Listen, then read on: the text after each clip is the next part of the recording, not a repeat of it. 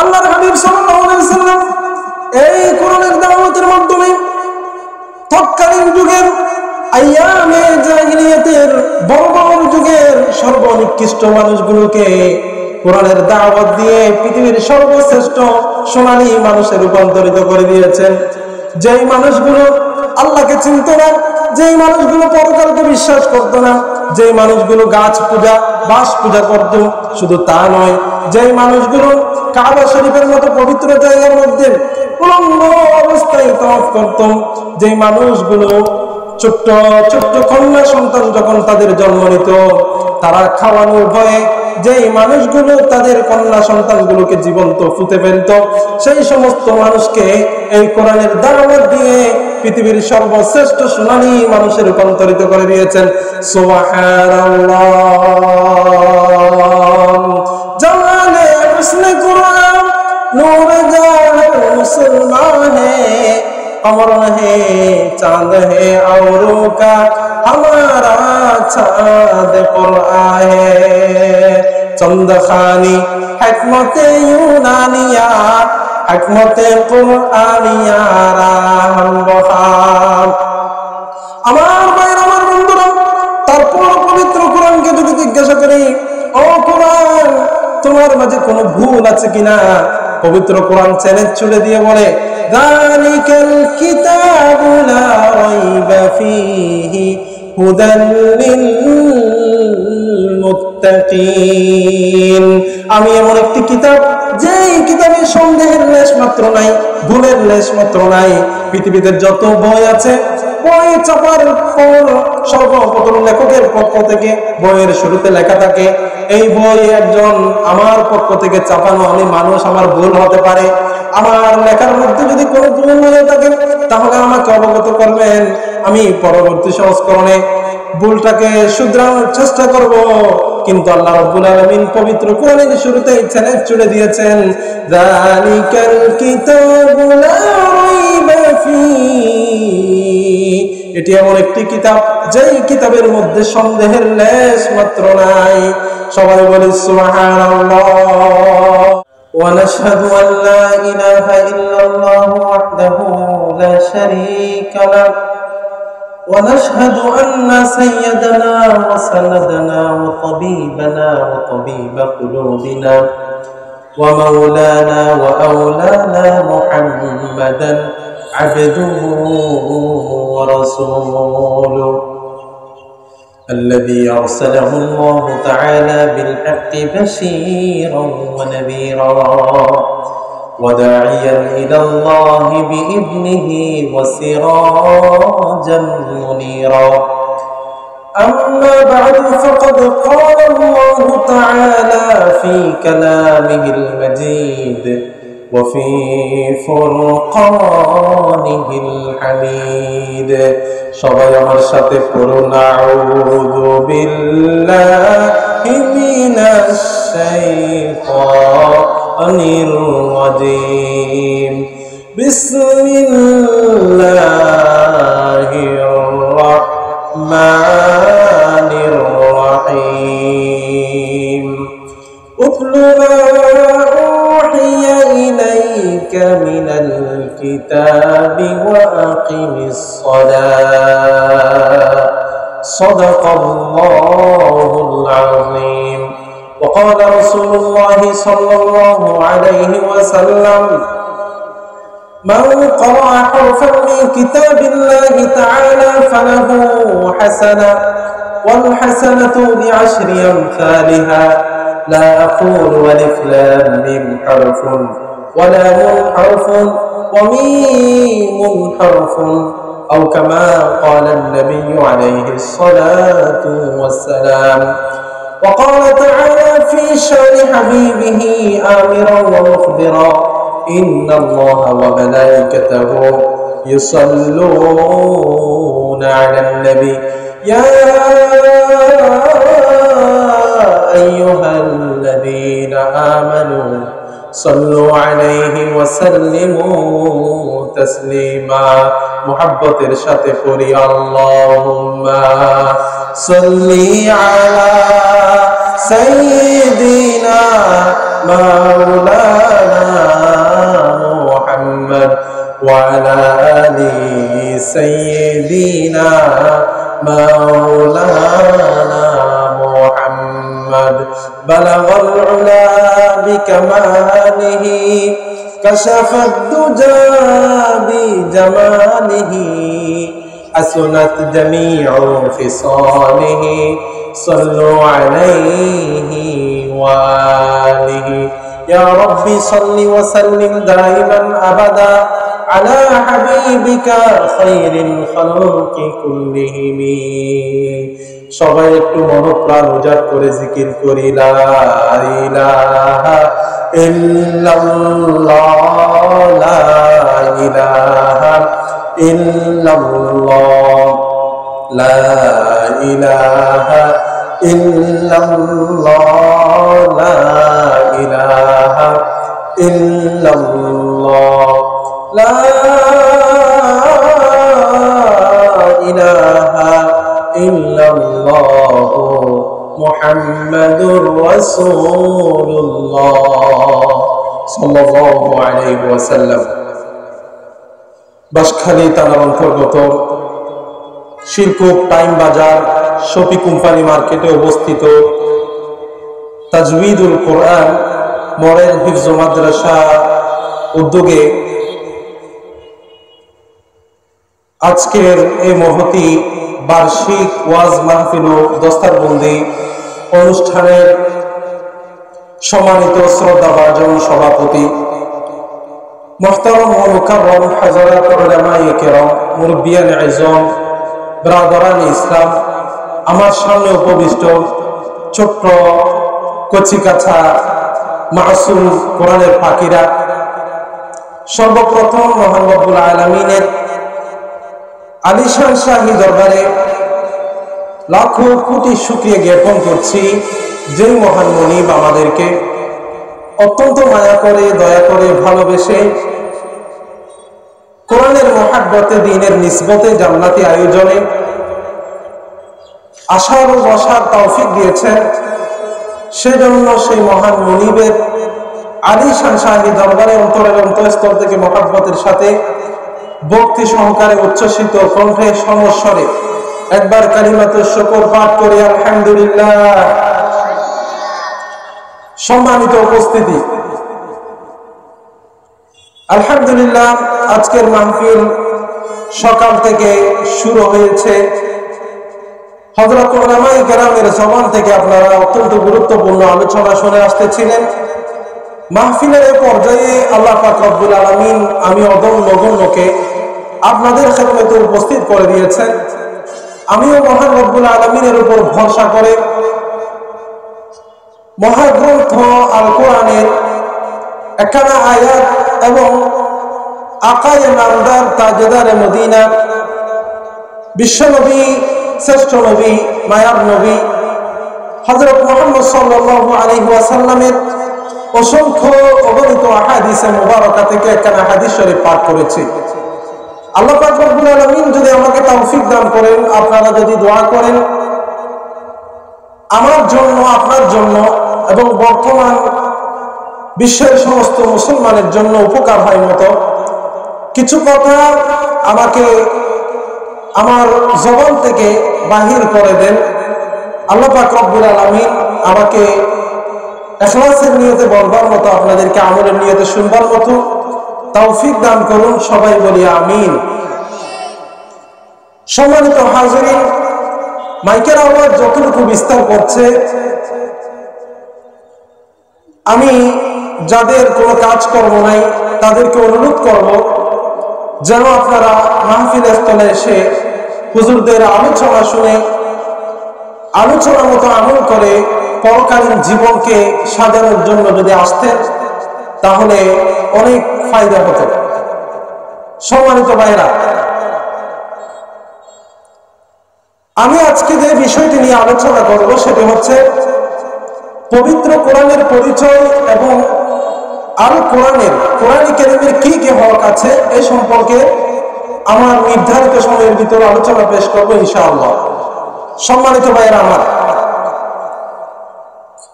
আমাদের মাঝে এখন যেই মাস চলতেছে এই মাসের নাম হচ্ছে শাবান মাস। শাবান মাস প্রায় শেষের দিকে, পবিত্র রমজানুল মুবারক আমাদের একেবারে কাছাকাছি, ছুঁই ছুঁই। আমরা যেন পবিত্র রমজানুল মুবারকের গন্ধ পাচ্ছি। আল্লাহ পাক রব্বুল আলামিন পবিত্র কোরআনকে, পবিত্র রমজানকে সম্মানিত করেছেন। সেই মাসে রমজানুল মুবারকে পবিত্র কোরআন অবতীর্ণ করে। তাছাড়া আজকের মাহফিল যেহেতু একটা কোরআনের প্রতিষ্ঠানকে কেন্দ্র করে, এই জন্য কোরআনকে নিয়ে, কোরআনের কি কি হক আছে, দাবি আছে, দায়িত্ব আছে, সম্পর্কে আমি সংক্ষেপে আলোচনা করব। সম্মানিত ভাইরা আমার, আমাদের হায়াত এটা বরফের মতো প্রতিনিয়ত গলে যাচ্ছে। দিন যাচ্ছে, রাত আসছে, দিন রাত শেষ হয়ে সপ্তাহ আসছে, সপ্তাহের পর মাস, মাসের পর বছর। এইভাবে আমাদের হায়াতগুলো বরফের মতো, নদীর স্রোতের মতো প্রতিনিয়ত হারিয়ে যাচ্ছে।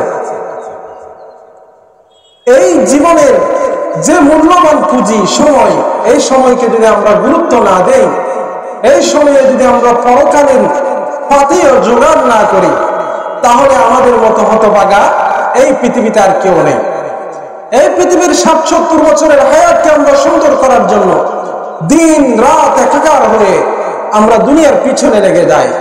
কিন্তু পরকাল এক চিরস্থায়ী ঠিকানা, যেই পরকালে একদিন চলে গেলে সেখান থেকে ফিরে আসার ক্ষমতা পৃথিবীর কোনো মানুষের নেই। সেখানে অনন্তকালের জীবন, সেই জীবন সম্পর্কে আমরা গাফিল। এরকম হলে চলবে না। আল্লাহ পাক রব্বুল আলামিন যখন ডাক দেয়, যখন হায়াতের বাজেট শেষ হয়ে যায়, তখন তো হঠাৎ করে চলে যেতে হয়। পৃথিবীর কেউ আপনাকে রাখতে পারবে না। আপনার গাড়ি, আপনার বাড়ি, আপনার যশ, খ্যাতি, ক্ষমতা, পাওয়ার কিচ্ছুই না। আপনার যত দপন আছে সব হচ্ছে যতদিন হায়াত আছে ততদিন। আপনার হায়াত শেষ হয়েছে, আপনাকে অন্ধকার কবরে তিনখানা কাপড় নিয়ে, কাপড় পেঁচিয়ে ৩.৫ হাত মাটির নিচে যুগ যুগ ধরে থাকতে হবে।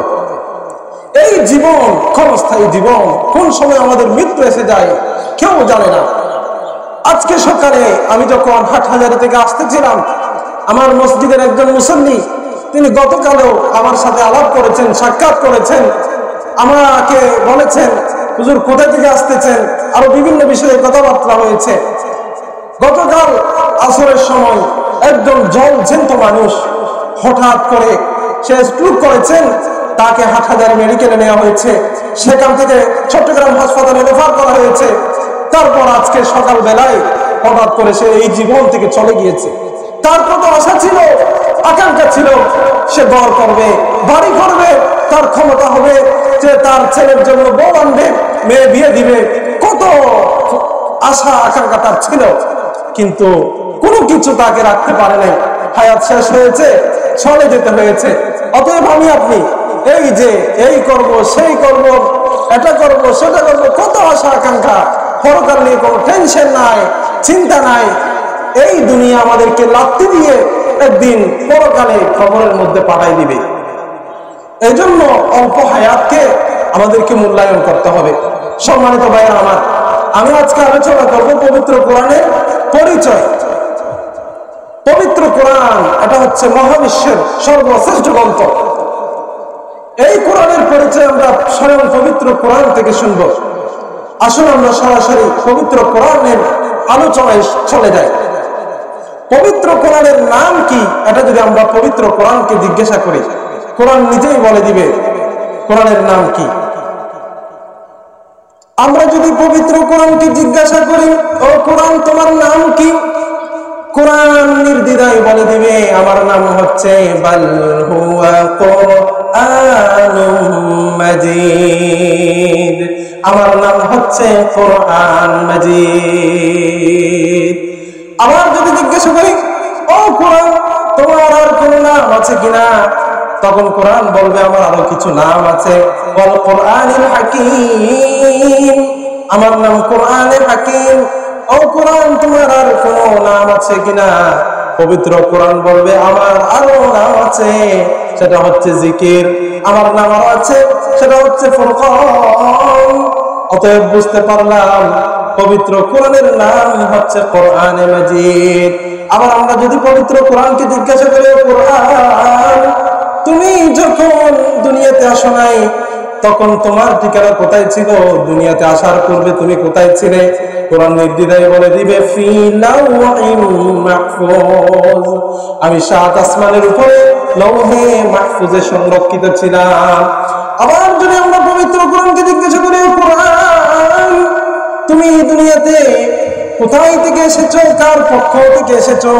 কোরআন বলবে, তানজিলুম মির রাব্বিল আলামিন, আমি নবমণ্ডল এবং ভূমণ্ডলের একচ্ছত্র অধিপতি মহান রব্বুল আলামিনের পক্ষ থেকে এসেছি। আবার কোরআনকে যদি জিজ্ঞাসা করি, কোরআন তুমি কি একাই কি এসেছো নাকি তোমাকে কেউ নিয়ে এসেছে? কোরআন বলবে, নাযালা বিহির রূহুল আমিন, আমাকে রূহুল আমিন হযরত জিবরাইল আলাইহিস সালাম নিয়ে এসেছেন। আবার যদি আমি কোরআনকে জিজ্ঞাসা করি, কোরআন তুমি কার উপর অবতীর্ণ হয়েছো? কোরআন নির্দ্বিধায় বলে দিবে, তাবারাকাল্লাযী নাযালাল ফুরকানা আলা আবদিহি লিয়াকুনা লিল আলামিনা নাযীরা, আমি কোরআন অবতীর্ণ হয়েছি সমস্ত নবীদের সরদার বিশ্বনবী হযরত মুহাম্মদ সাল্লাল্লাহু আলাইহি ওয়াসাল্লামের উপর। আবার যদি কোরআনকে জিজ্ঞাসা করি, ও কোরআন তুমি কোন মাসে অবতীর্ণ হয়েছো? কোরআন নির্দ্বিধায় বলে দিবে, শাহরু রমাযানাল্লাযী উনজিলা ফীহিল কুরআন, আমি রমজান মাসের মধ্যে অবতীর্ণ হয়েছি। 12 মাসের সর্বশ্রেষ্ঠ মাস রমজান মাসের মধ্যে আমি অবতীর্ণ হয়েছি। আবার যদি কোরআনকে প্রশ্ন করে, ও কোরআন রমজান মাস তো 30 দিন, 29 দিন অনেক লম্বা, একটা সীমিত ভাবে নিশ্চিত ভাবে তোমার অবতরণের সময়টা একটু বলো। কোরআন বলবে, রাত বলবো নাকি দিন বলবো? কোরআনকে যদি জিজ্ঞাসা করি, ও কোরআন তুমি কোন রাতে অবতীর্ণ হয়েছো? কোরআন বলবে, ইন্না আনজালনাহু ফি লাইলাতিল কদর, ইন্না আনজালনাহু ফি লাইলাতিন মুবারাক, আমি রমজান মাসের সর্বশ্রেষ্ঠ রজনী কদরের রজনীতে আমি অবতীর্ণ হয়েছি। আবার কোরআনকে জিজ্ঞাসা করে, কোরআন তুমি এই পৃথিবীতে কি জন্য এসেছো, তোমার কাজ কি? তখন কোরআন নির্দ্বিধায় বলে দিচ্ছে, সূরা ইব্রাহিমের 2 নম্বর আয়াত, কিতাবুন আনজালনাহু ইলাইকা লিতুখরিজান নাসা মিনায-যুলুমাতি ইলান-নূর, আমি কোরআন পৃথিবীতে অবতীর্ণ হয়েছি অন্ধকারাচ্ছন্ন মানুষগুলোকে, আল্লাহ ভোলা মানুষগুলোকে আল্লাহমুখী করার জন্য, জাহান্নামমুখী মানুষগুলিকে জান্নাতমুখী করার জন্য। আল্লাহর হাবিব সাল্লাল্লাহু আলাইহি ওয়াসাল্লাম এই কোরআনের দাওয়াতের মাধ্যমে তৎকালীন যুগের আইয়ামে জাহিলিয়াতের বর্বর যুগের সর্বনিকৃষ্ট মানুষগুলোকে কোরআনের দাওয়াত দিয়ে পৃথিবীর সর্বশ্রেষ্ঠ সোনালী মানুষে রূপান্তরিত করে দিয়েছেন। যেই মানুষগুলো আল্লাহকে চিনত না, যেই মানুষগুলো পরকালকে বিশ্বাস করতো না, যেই মানুষগুলো গাছ পূজা বাস পূজা করত, শুধু তা নয়, যেই মানুষগুলো কাবা শরীফের মতো পবিত্র জায়গার মধ্যে উলঙ্গ অবস্থায় তাওয়াফ করত, যেই মানুষগুলো ছোট্ট ছোট্ট কন্যা সন্তান যখন তাদের জন্ম নিত তারা খাওয়ানোর ভয়ে যেই মানুষগুলো তাদের কন্যা সন্তানগুলোকে জীবন্ত ফুঁতে ফেলত, সেই সমস্ত মানুষকে এই কোরআনের দাওয়াত দিয়ে পৃথিবীর সর্বশ্রেষ্ঠ সোনালী মানুষে রূপান্তরিত করে দিয়েছেন। সুবহানাল্লাহ, জামালে হুসনে কুরআন নূর জানে মুসলমান হে, अमर है चांद है औरों का हमारा चांद कुरआन है, चंद खानी हिकमत यूनानिया हिकमत कुरआनिया राहम बहाम। আমার ভাইরা, আমার বন্ধুরা, তারপর পবিত্র কোরআনকে যদি জিজ্ঞাসা কোনো ভুল আছে কিনা।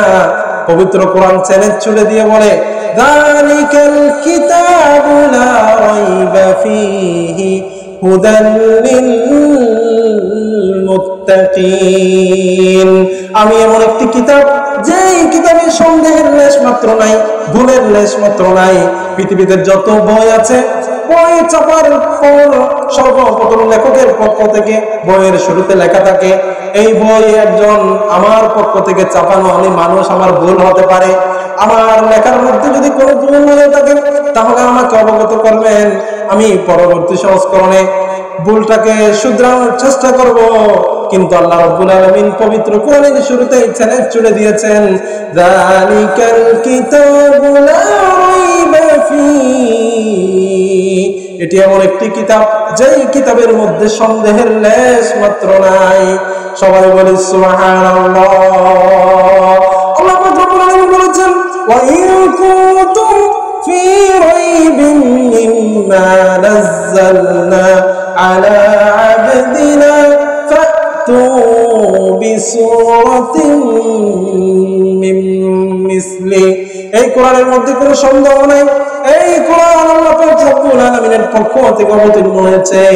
এই কোরআনের মধ্যে যদি তোমরা সন্দেহ পোষণ করে থাকো, তাহলে তোমরা এই কোরআনের মতো আরেকটি কোরআন, আরেকটি সূরা মনে মানো। আজ থেকে 1400 বছর বিগত হয়ে গেছে, পৃথিবীর কোন মানুষ পবিত্র কোরআনের একটি আয়াত পর্যন্ত বানাতে পারে নাই। এটাই প্রমাণ করে এটি হচ্ছে মহান রব্বুল আলামিনের পক্ষ থেকে ঐশী বাণী। সুবহানাল্লাহ। আমার ভাইরা, আমার বন্ধুরা, আমরা বুঝতে পারলাম এই কোরআন হচ্ছে আল্লাহর পক্ষ থেকে অবতীর্ণ হয়েছে। এই কোরআনের কিছু হক আছে না নাই? এই কোরআনের কিছু হক আছে। এই কোরআন আমাদের কাছে তাবিজের জন্য, এই কোরআন দিয়ে তাবিজ বানিয়ে সেগুলো দিয়ে দিয়ে পানি খাওয়ার জন্য এই কোরআন অবতীর্ণ হয় নাই। এই কোরআনের কিছু হক আছে না নাই? এই কোরআনের মধ্যে যা আছে তা পুঙ্খানুপুঙ্খানু মানতে হবে। যদি না মানেন তাহলে আপনি প্রকৃত মুমিন হতে পারবেন না, আপনি মুনাফিক হয়ে যাবেন। এই কোরআনকে মানতে হবে, এটাই হচ্ছে সর্বপ্রথম পবিত্র কোরআনের হক। আল্লাহ রাব্বুল আলামিন বলেছেন, ইয়া আইয়ুহাল্লাযীনা আমানু আমিনু বিমা নুযযিলা আলা মুহাম্মাদ।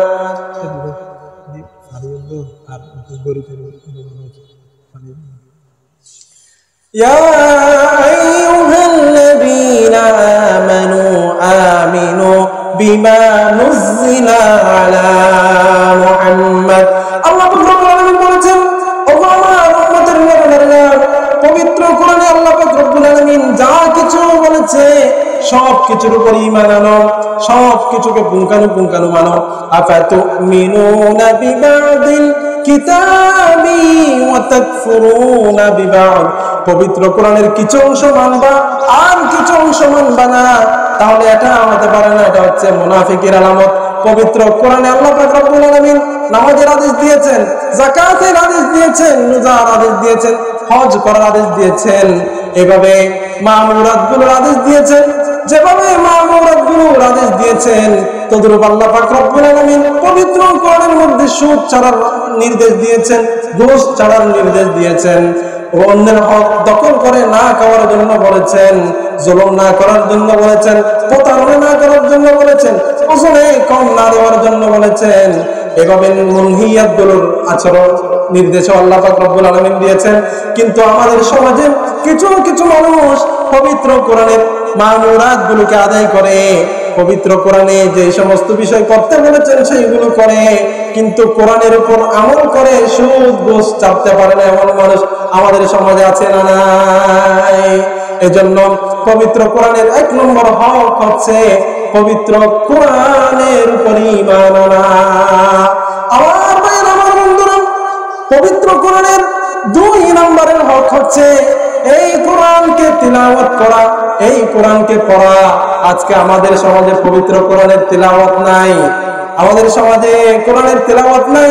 আজকে টিভি, মোবাইল, সিনেমা, ভিসিআর এগুলো আসার পর থেকে আমাদের ঘরে কোরআনের তিলাওয়াত বন্ধ হয়ে গেছে। ফলে ক্ষতিটা কি হয়েছে? আজ থেকে 20-30 বছর পূর্বে আমাদের সমাজে এরকম টিভি, সিনেমা এই সমস্ত তথ্য প্রযুক্তিগুলো ছিল না। তখন আমাদের সমাজের মধ্যে অভাব ছিল, টাকা পয়সা তেমন ছিল না, কিন্তু তখন আমাদের ঘরের মধ্যে বরকত ছিল কি ছিল না? তখন আমাদের সমাজে প্রত্যেকটা ঘর থেকে সকাল এবং সন্ধ্যা বেলায় পবিত্র কোরআনের মধুর বাণী উচ্চারিত হতো। আজকে আমাদের সমাজে এই কোরআনের মধুর বাণী উচ্চারণ হয় না। মানুষেরা ফেসবুক, ইউটিউব, গুগল, এই সেই এগুলোতে পড়ে আছে। ফলে কি হয়েছে, আমাদের সমাজের মধ্যে আমাদের ঘর বাড়ি সবগুলো পাকা হয়ে গেছে, তেমন কোনো অভাব নাই। তবুও প্রত্যেকের ঘর থেকে শোনা যায় যেন আমাদের ঘরের মধ্যে কি যেন নাই, শুধু অশান্তি আর অশান্তি। আল্লাহ হাবিব সাল্লাল্লাহু আলাইহি ওয়াসাল্লাম এই জন্য তো বলেছেন, ইন্নাল্লাযী লাইসা ফী জাওফিহি শাইউম মিনাল কুরআনি কাল বাইতিল খরিব। আমার উম্মতের যে নর নারীর অন্তরের মধ্যে পবিত্র কোরআনের একটি অংশ মাত্র নাই, তাদের অন্তরগুলো যেন বিরান ভূমির মতো। আমার ভাই, আমার বন্ধুরা, পবিত্র কোরআনের 2 নম্বরের হক হচ্ছে এই কোরআনের কি করা, তিলাওয়াত করা। এই কোরআনের তিলাওয়াত করলে লাভ হচ্ছে আমাদের 1 নম্বরের লাভ হচ্ছে এই কোরআন তিলাওয়াত করলে আমাদের অন্তরগুলোকে প্রশান্ত বানিয়ে দিবেন কে? আল্লাহ পাক রব্বুল আলামিন বলেছেন, আল্লাযীনা আমানু ওয়া তাতমাইন্নু কুলুবুহুম বিযিকরিল্লাহ আলা বিযিকরিল্লাহি তাতমাইন্নুল কুলুব। পবিত্র কোরআন তিলাওয়াতের মাধ্যমে আল্লাহ রাব্বুল আলামিন আমাদের অন্তরগুলোকে প্রশান্ত বানিয়ে দেয়। আমরা রাত দিন একাকার হয়ে এই পৃথিবীর মায়ার পিছনে পড়ে, এই পৃথিবীর লাবণ্যতা, এই পৃথিবীর সৌন্দর্যতা, এই পৃথিবীর যশ খ্যাতি, পাওয়ার, টাকা পয়সা, গাড়ি বাড়ি, নারী, এইগুলোর লোভে পড়ে আমাদের অন্তরটা একেবারে কালো হয়ে যায়। কিন্তু যদি কোরআন তেলাওয়াত করি, আমাদের অন্তরকে আল্লাহ পাক রব্বুল আলামিন পছন্দ বানিয়ে দিবেন। সবাই বলি সুবহানাল্লাহ। আমার ভাইয়েরা, আমার বন্ধুরা, এই কোরআন যদি আমরা তেলাওয়াত করি তাহলে 1 নম্বরের লাভ হচ্ছে, আল্লাহর হাবিব সাল্লাল্লাহু আলাইহি ওয়াসাল্লাম বলেছেন, ইন্না হাযিহিল কুলুবা তাসদাউ কামা ইয়াসদাউল মাউল হাদীদ। কিলা ইয়া রাসূলুল্লাহ ওয়া মা দিলাউহা? ক্বালা কাসরাতু যিকরিল মাউত ওয়া তিলাওয়াতুল কুরআন।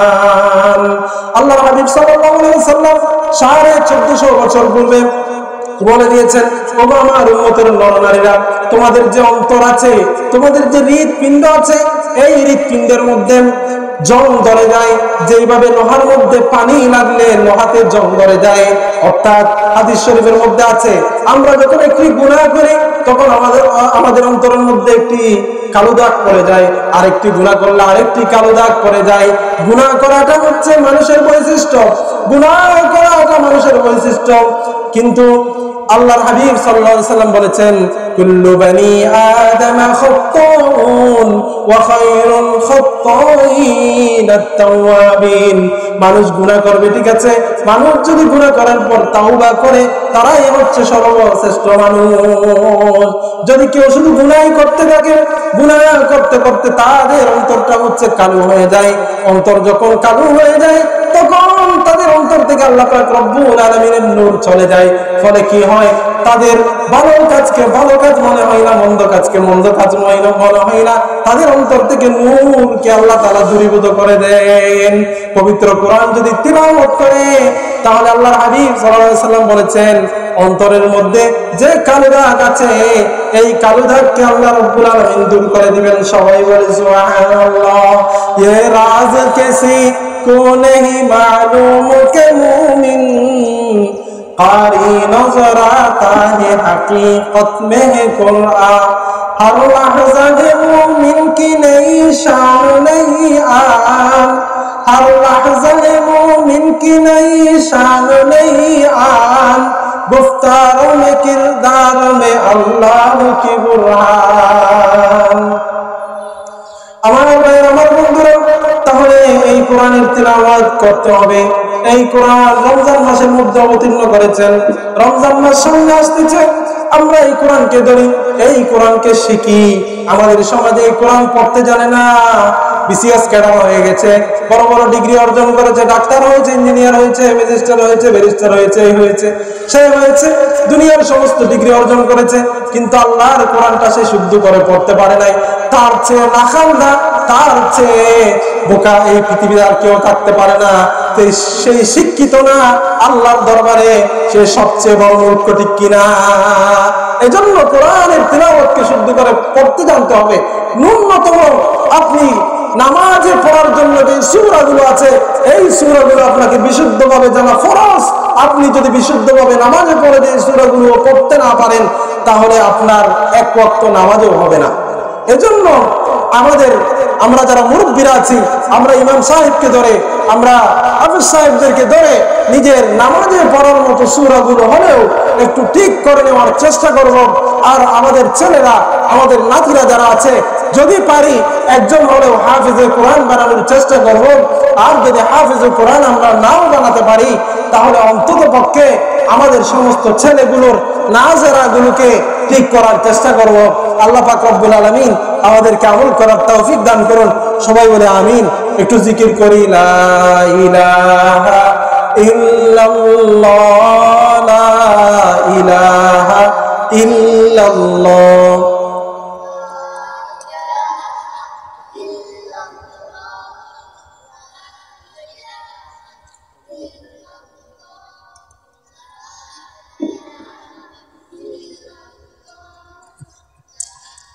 حسبي ربي جل الله ما في قلبي غير الله نور محمد صلى الله لا إله إلا الله لا إله إلا الله لا إله إلا الله لا إله إلا الله محمد رسول الله صلى الله عليه وسلم।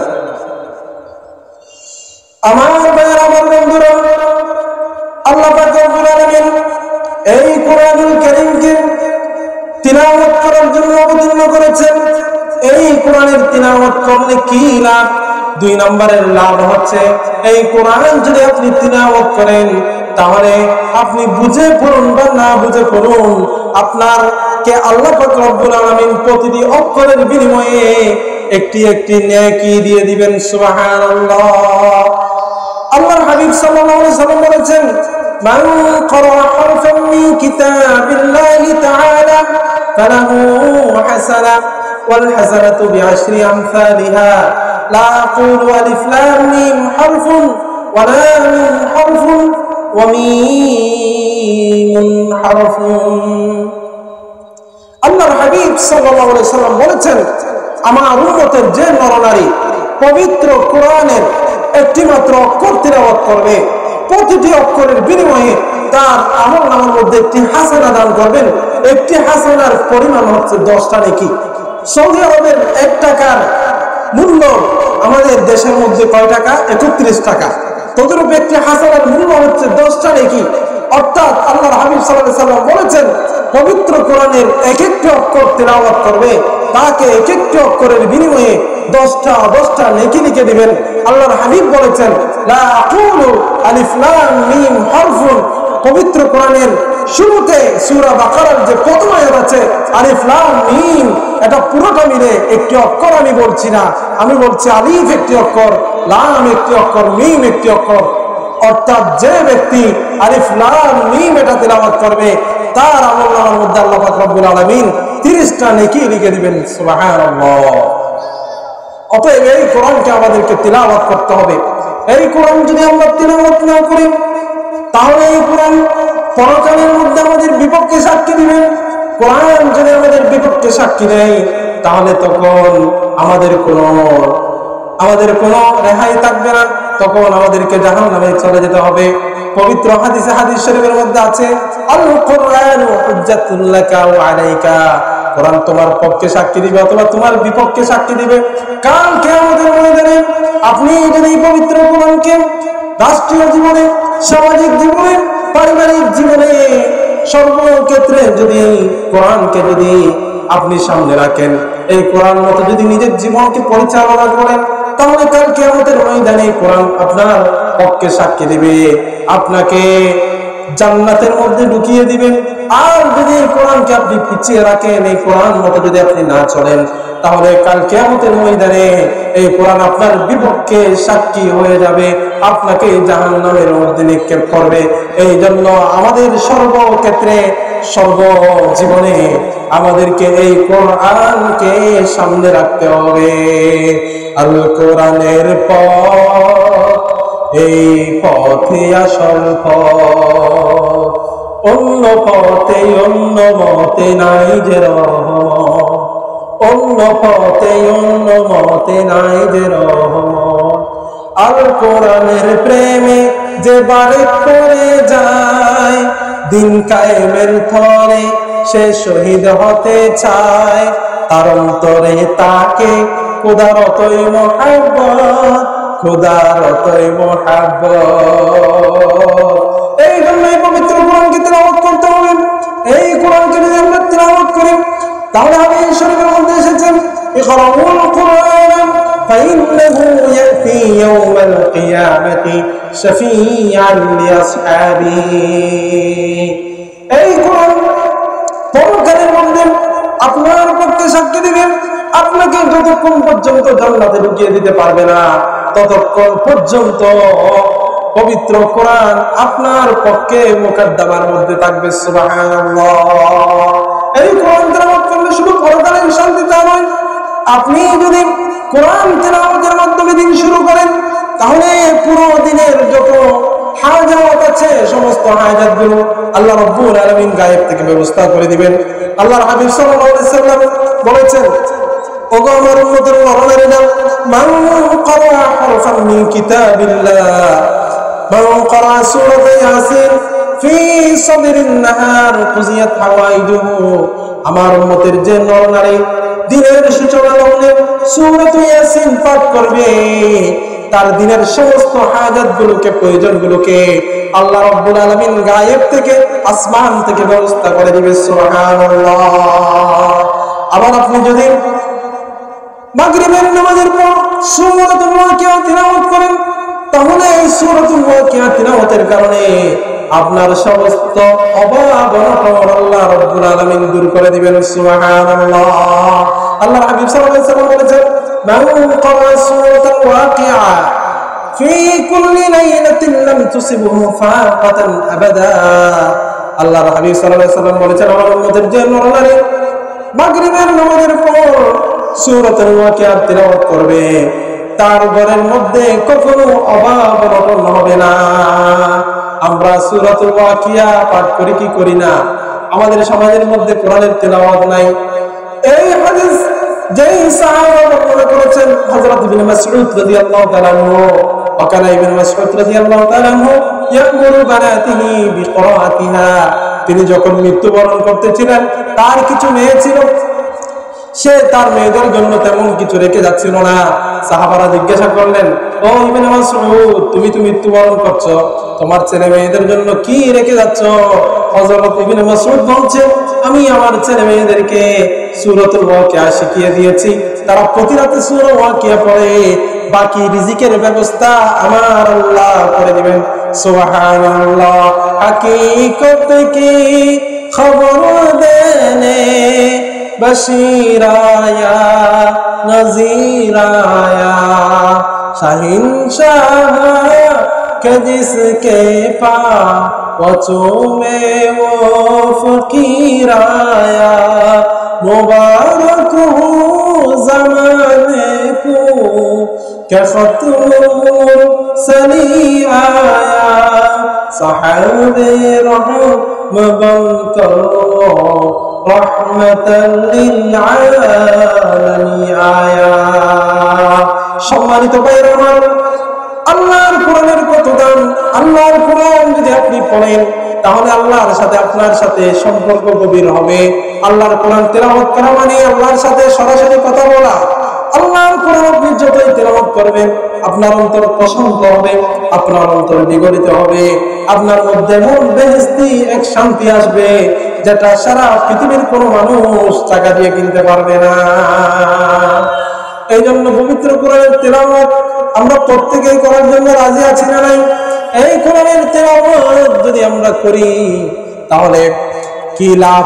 তাহলে আপনি যখন আপনার দুই চোখ বন্ধ হবে, যখন আপনাকে কবরে রাখা হবে, তখন আপনি বুঝতে পারবেন এই কোরআনের কত লাভ। হাদিস শরীফের মধ্যে এসেছে, ইযা উযিআল মাইয়িতু ফি কবরিহি জাআল কুরআনু ইনদা রাসিহি ওয়াস সালাতু আন ইয়ামিনিহি ওয়াস সিয়ামু আন শিমালিহি ওয়াসাইরুল হাসানাতি ইনদা রিজলাইহি আও কামা ক্বালা an-নাবিয়্যু আলাইহিস সালাতু ওয়াস সালাম। আমার ভাইরা, আমার বন্ধুরা, মুরব্বিরা, আল্লাহর হাবিব সাল্লাল্লাহু আলাইহি ওয়াসাল্লাম 1450 বছর পূর্বে বলেছেন, ও আমার উম্মতের নরনারীরা তোমরা শুনে রাখো, যখন মৃত্যু ব্যক্তিকে কবরে দাফন করে চলে আসা হয়, তাদেরকে যখন মাটি চাপা দিয়ে তার আত্মীয় স্বজনরা চলে আসে, তখন সে নিঃস্ব হয়ে যায়, একাকার হয়ে যায়। তার তখন কেউ তাকে না সাহায্য করার মতো। তার ছেলে সন্তান, স্ত্রী, বউ বাচ্চা সব তো চলে আসে। তখন তাকে কবরের মধ্যে 3টা প্রশ্ন করা হয়। কয়টা প্রশ্ন করা হয়? 3টা প্রশ্ন করা হয়। বলা হয়, মার রব্বুকা, তোমার রবকে, ওমা দীনু, তোমার দিন কি, ওমান নবিয়্যু, তোমার নবীকে, ওমা হাযা রাজুলুল্লাযী বুইসা ফীকুম, যেই নবীকে তোমাদের মাঝে প্রেরণ করা হয়েছিল সেই নবীর নাম কি? তখন যখন প্রশ্ন করবে, যারা পবিত্র কোরআনের তেলাওয়াত করত দুনিয়াতে, তাদের কোনো টেনশন থাকবে না।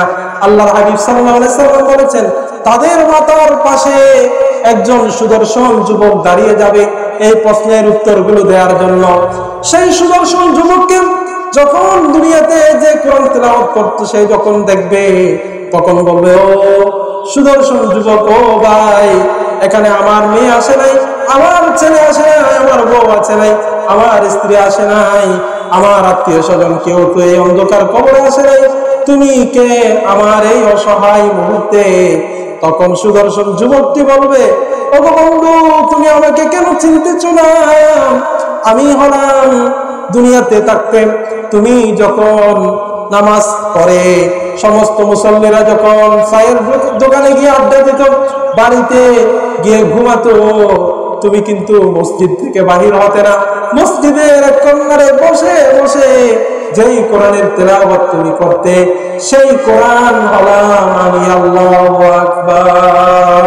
ये राज किसी को नहीं मालूम के मुमिन कारी नजर आता है हकीकत में है कुरान हर लहज़ा मुमिन की नई शान नई आन गुफ्तारों में किरदारों में अल्लाह की बुरहान। আমার ভাইরা, আমার বন্ধুরা, শুধু তা নয়, সেই সুদর্শন যুবকটি কোরআন তেলাওয়াতকারীকে বলবে, ও আমার বন্ধু, আজকে তোমার কোনো টেনশন নাই, তোমার কোনো চিন্তা নাই, তুমি কোনো চিন্তা করিও না। যতক্ষণ পর্যন্ত আমি তোমাকে জান্নাতে ঢুকিয়ে দিতে পারবো না, ততক্ষণ পর্যন্ত আমি তোমাকে ভুলবো না, তোমাকে ছেড়ে যাব না। ভাইরা আমার, দুনিয়াতে আমাদের 3 ধরনের বন্ধু থাকে। কয় ধরনের? 3 ধরনের বন্ধু থাকে। এক ধরনের বন্ধু যারা হচ্ছে, আমি যখন মারা যাওয়ার সাথে সাথে তারা আমার থেকে বিচ্ছিন্ন হয়ে যাবে। 2 নম্বরের বন্ধু, তারা আমি মরে যাওয়ার পর আমাকে কবর পর্যন্ত আমার সাথে যাবে। 3 নম্বরের বন্ধু, যারা আমাকে শুধু কবরের ভিতর নয়, যারা আমার সাথে জান্নাতে পর্যন্ত চলে যাবে, যারা আমি মরে যাওয়ার সাথে সাথে আমার থেকে বিচ্ছিন্ন হয়ে যাবে, তারা হলো আমার টাকা পয়সা, ঘর বাড়ি, ক্ষমতা, যশ খ্যাতি, টাকা পয়সা, ধন দৌলত, বাড়ি গাড়ি, এগুলো আপনি মরে যাওয়ার সাথে সাথে আপনার থেকে বিচ্ছিন্ন হয়ে যাবে। সেইগুলো আপনার ছেলে সন্তানের হয়ে যাবে, সেগুলো অন্যরা বন্টন করে নিবে। 2 নম্বরের বন্ধু, যারা কবর পর্যন্ত আপনার সাথে যাবে, তারা হচ্ছেন আপনার ছেলে মেয়ে, আত্মীয় স্বজন, বন্ধু বান্ধব, তারা জানাজা করার জন্য আপনার কবর পর্যন্ত যাবে। 3 নম্বরের বন্ধু, যেই বন্ধু কবরেও আপনার সাথে থাকবে, সেই বন্ধু হচ্ছে পবিত্র কোরআন। আমার ভাই, আমার বন্ধুরা, পবিত্র কোরআনের একটি সূরা আছে, সেই সূরার নাম হচ্ছে সূরাতুল মুলক। সূরার নাম কি? সূরা মুলক। তাবারাকাল্লাযী বিয়াদিহিল মুলক। এই সূরাটি আল্লাহর হাবিব বলেছেন, ইন্না ফিল কুরআনি সূরাতান 30 আয়াতান শুফিআত লিরাজুলিন হাত্তা গুফিরা লাহু। আল্লাহর হাবিব বলেছেন, আমার উম্মতের যে নরনারী প্রতি রাতে ঘুমানোর পূর্বে সূরাতুল মুলক তাবারাকাল্লাযী তিলাওয়াত করবে, আমি তাকে যতক্ষণ পর্যন্ত জান্নাতে ঢুকিয়ে দিবে না, ততক্ষণ পর্যন্ত সূরাতুল মুলক তার জন্য সুপারিশ করবে। সুবহানাল্লাহ। এজন্য আমরা প্রত্যেকেই এই কোরআনের তেলাওয়াত শুরু করে দিই। কোরআনের তেলাওয়াত যদি আমরা না করি, এই কোরআন কালকে আমাদের ময়দানে আমাদের বিপক্ষে সাক্ষী দিবে, আমাদেরকে কোরআন জাহান্নামের মধ্যে ঢুকিয়ে দিবে। পবিত্র কোরআনে আছে, ক্বালা রাসূল ইয়া রাব্বি ইন্না কওমি হাযাল কুরআন মাহজুরা, ইয়া রাব্বি ইন্না কওমি ইত্তাখাযু হাযাল কুরআন মাহজুরা। আল্লাহ রাসূল সাল্লাল্লাহু আলাইহি সাল্লাম বলবেন, এই উম্মতেরা, আমি কোরআনকে দুনিয়াতে পড়ে নাই, আমাকে পরিত্যক্ত বানিয়ে দিয়েছে, আমাকে জীবিত অবস্থায় পড়ে নাই। তারা যখন মারা গিয়েছে তখন তাদের মা বাবার জন্য, ইসালে সবের জন্য কোরআন পড়েছে, সেই কোরআন তখন কোনো কাজে আসবে না। যেই মানুষটা দুনিয়াতে থাকতেন একটা ভালো পবিত্র কোরআন তিলাওয়াত করত না, একটু কোরআন জানতো না, সেই যখন মারা যায়, আমাদের সমাজের মধ্যে তার জন্য কোরআন পড়ে সওয়াব পৌঁছানো হয়, এই সওয়াবের কোনো কাজ হবে না। দুনিয়াতে কোরআনের তিলাওয়াত করতে হবে। আজকে আমরা কোরআনের তিলাওয়াত না করার কারণে, কোরআন ছেড়ে দেওয়ার কারণে সারা পৃথিবীতে ইরাক, ইরান, আরকান, বসনিয়া, সেসনিয়া, ফিলিস্তিন, ভারতের মুসলমানরা, আমরা প্রত্যেকেই নিপীড়িত, লাঞ্ছিত। আজকে মুসলমানরা হচ্ছে নির্যাতিত, মুসলমানরা আজকে অসম্মানিত, মুসলমানরা ক্ষমতায় নাই। কারণ হচ্ছে আমরা কোরআন ছেড়ে দিয়েছি।